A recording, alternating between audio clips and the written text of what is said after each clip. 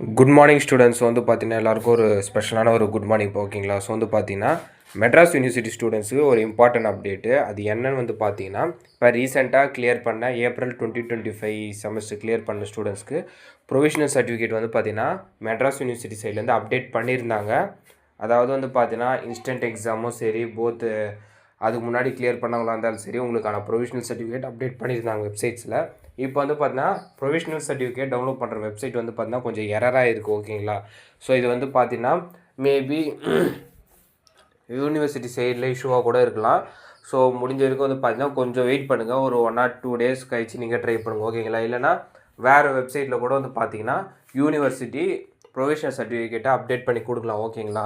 So ஆனால் வந்து பார்த்தீங்கன்னா இது பற்றி எந்த ஒரு சர்க்குலரும் வந்து பார்த்தீங்கன்னா மெட்ராஸ் யூனிவர்சிட்டி சைடில் அஃபிஷியலாக சொல்லலை.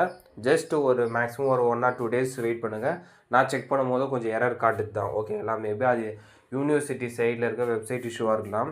இன்கேஸ் அது லாங் டேர்ம் சால்வ் பண்ண முடியலனா வேறு வெப்சைட்டில் வந்து பார்த்தீங்கன்னா உங்களுக்கு அப்டேட் பண்ணி கொடுப்பாங்க ப்ரொவிஷனல் சர்டிஃபிகேட் ஓகேங்களா. ஸோ அதை பற்றிய டீட்டெயில்டாக அனௌன்ஸ்மெண்ட் வந்துடும். ஸோ அது ரிலேட்டடாக அனௌன்ஸ்மெண்ட்ஸ் ஏதாச்சும் நான் வந்துச்சுன்னா உங்களுக்கு நான் அப்டேட் பண்ணுறேன் ஓகேங்களா. ஸோ அது மட்டும் இல்லாமல் இப்போ இன்ஸ்டன்ட் எக்ஸாமில் ஒரு சிலர் வந்து பார்த்தீங்கன்னா கிளியர் ஆகலையே அப்படின்னு சொல்லிட்டு கேட்குறாங்க. அவங்களுக்கு என்னென்னா, ஸோ நீங்கள் நெக்ஸ்ட்டு செமஸ்டரில் தான் எழுதுகிற மாதிரி இருக்கும் ஓகேங்களா. மேபி 1 or 2 சப்ஜெக்ட்ஸ் அரியர்ஸ் இருக்குன்றீங்க. நீங்கள் வந்து பார்த்தீங்கன்னா நெக்ஸ்ட் செமஸ்டரில் தான் எழுதுகிற மாதிரி இருக்கும். ஒன்றும் வரி பண்ணிக்காதீங்க. அப்ராக்சிமேட்டாக உங்களுக்கு ஒரு 3 to 4 month இருக்கும் ஓகேங்களா. நீங்கள் பொறுமையாக ரிலாக்ஸாக கூட ப்ரிப்பேர் பண்ணிட்டு எழுதிடலாம்.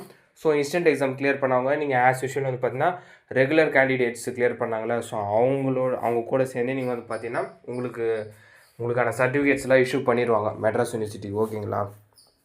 அது மட்டும் இல்லாமல் ஒரு சிலர் என்ன சொல்கிறாங்கன்னா, ரீவேல்யூஷனில் நோ சேஞ்சுன்னு வந்திருக்கே, அதுக்கு ஏதாச்சும் இருக்கான்னா, ஸோ ரீவேல்யூஷனில் நோ சேஞ்சுனால் நீங்கள் என்ன ஃபர்தராக நெக்ஸ்ட் எக்ஸாமில் தான் நீங்கள் அப்பியர் ஆகி எக்ஸாம்ஸ் எழுதி கிளியர் பண்ணுற மாதிரி இருக்கும் ஓகேங்களா. ஸோ அடிஷ்னலாக நீங்கள் கேட்ட டவுட்ஸும் நான் கவர் பண்ணிக்கிறேன்.